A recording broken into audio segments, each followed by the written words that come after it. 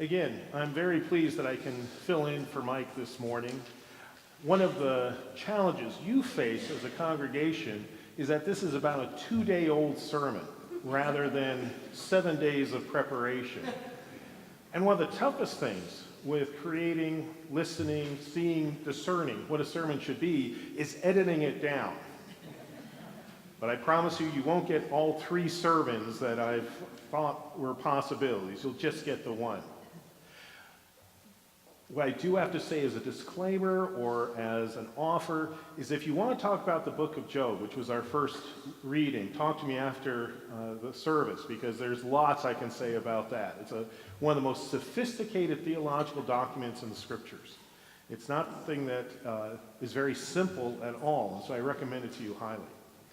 But I'm going to focus on the gospel. And the reason for that is that every time that this gospel has come up in 30 years of giving sermons for me, if I have not talked about divorce in the sermon, someone at the back door will say, you chickened out again, huh? And what always bothers me, of course, is that, again, when did I chicken out before? But regardless, I'll talk about divorce. But first, I will talk about one of the greatest dogs you can imagine. It is St. Francis Day today, so we get to think about animals as well as peacemaking. And this dog was one that I had from the time I was, roughly about 4 years old until I was about 19 or 20. It was our family dog, Willie. And this dog was such a great dog that to this day my mother insists that my son William was named after the dog, forgetting that my mother named me Bruce William. And so actually my son's named after me, but that's how great a dog this was. It was a miniature schnauzer.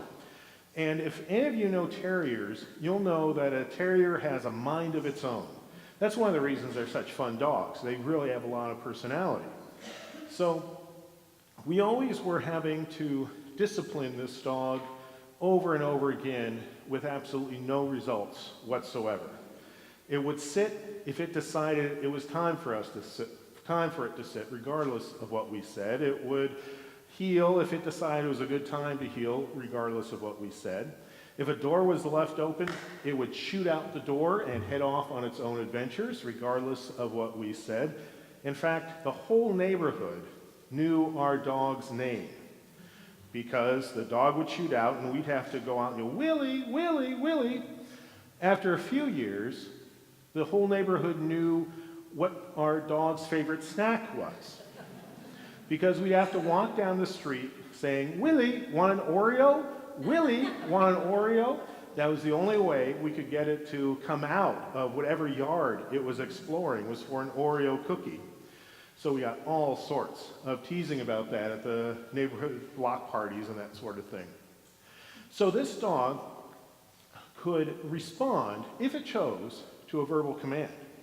And it had a very sophisticated vocabulary. It could pick up Oreo, for instance, shouted at 30 or 40 feet. We also learned that it usually responded best to my father. And so if the dog was doing something and none of us could get it to stop, if it was chewing up my little G.I. Joe or something, I'd have to yell to my dad, Dad, Willie's chewing up something. And my dad would go, Willie, you stop that. And the dog would obey my dad. It may be because he often fed the dog. It may be that he almost always was the dog walker. For whatever reason, that's how it worked. I even tried imitating my dad's voice. Willie, you stop that. And once or twice it worked, and the dog realized, wait, that's a 10-year-old, forget it, and go back to chewing whatever it was chewing. However, we did learn a new dynamic in the dog's vocabulary. I noticed that one time the dog was doing something, chewing on something probably, and I called to my parents that the dog was chewing, and my mom called to my dad. So my mom called, Wayne, Willie is da-da-da-da, and the dog perked up. It had learned my dad's name. So it had learned that when it heard Wayne shouted through the house, it had roughly 30 more seconds of fun, and then it would behave. So for the last about 8 years of its life, we could actually say, Willie, I'll call Wayne, and the dog would behave after about 30 seconds. It was this amazing dynamic. And of course, all of our friends who would come over to watch TV or play or whatever wanted to see the dog misbehave so they could see this. It was just so amazing. My dad could be off in Timbuktu, and we could still use this warning at least most of the time. We had to use it carefully. We knew we didn't want to train the dog that was meaningless. But if it was something big, we could use that, and the dog would behave. Now, the reason I tell you about Willie, this amazing little miniature schnauzer, is that is often how we ourselves treat God, and particularly how the listeners of Jesus in this morning's gospel had been treating God. That they sort of got used to this, well, I'll call Wayne, and then the people would have to obey. But instead of I'll call Wayne, it would be, well, Moses said, and the people, oh, okay, we'll obey that. And the Moses said, or whatever the interpretation, the teaching was, often was very male-oriented, because it was a very man-oriented society. And so we heard an example in this morning's gospel of how Moses said you could, as a man, write a simple letter and divorce your wife. And the folks, sort of like the miniature schnauzer, all sort of nod their heads and say, yeah, that makes sense, that makes sense, that makes sense. Even though to us today, we'd say, what? That makes no sense whatsoever. To have a man be able to control when they got divorced and move on to someone else. To use a technical term for a moment, it created a serial monogamy where a man could just have wife after wife after wife whenever he wanted to, just by writing a piece of paper. No alimony necessary, no caring for the former wife, no caring for the children. So it was really disruptive, cruel, and of course, not of God. But people got used to hearing it in a male-dominated way, and so it made sense to them, with about the level of intelligence of a miniature schnauzer. Similarly, children were seen as nothing. They were seen as non-humans until they were about 14 or 15.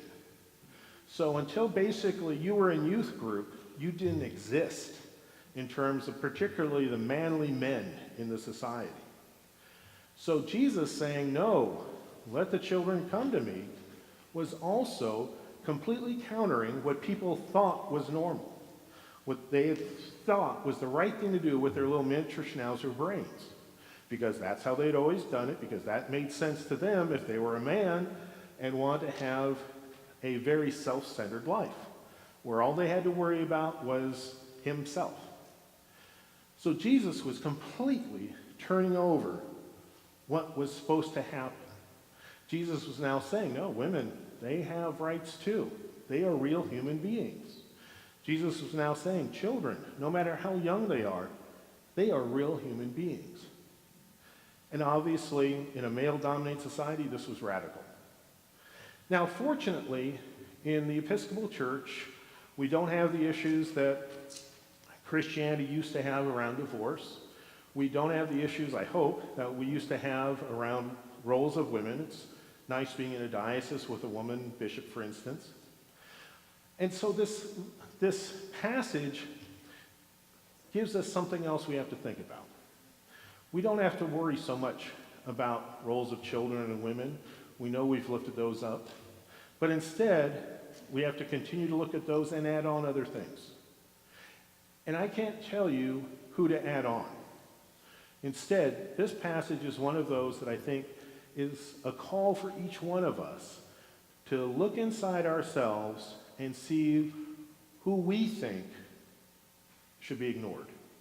And it'd probably be on the level of miniature schnauzer thinking, that we don't think about it. There's just people or individuals in our own lives that we've allowed to be sort of pushed to the side within our hearts and within our minds.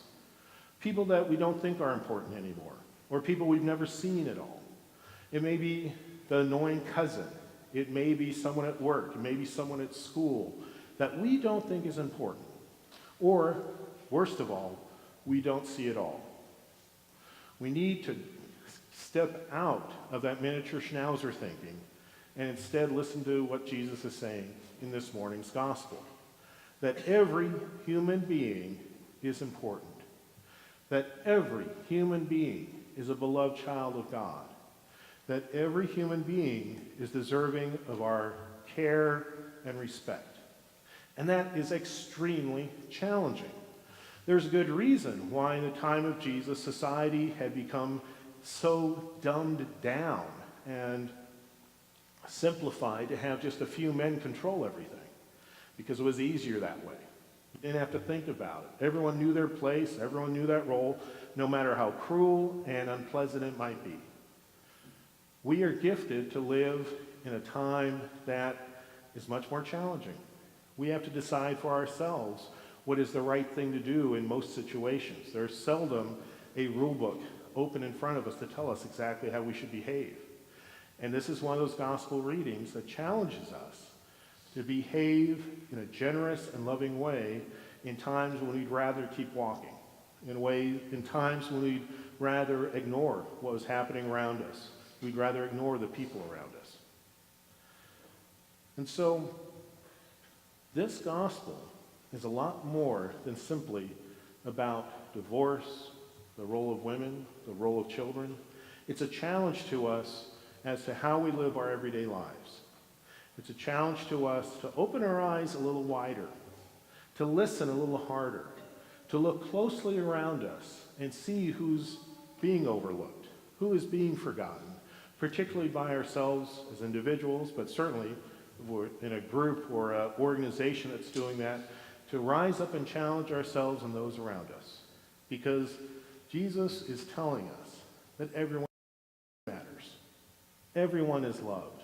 Everyone is valued by God.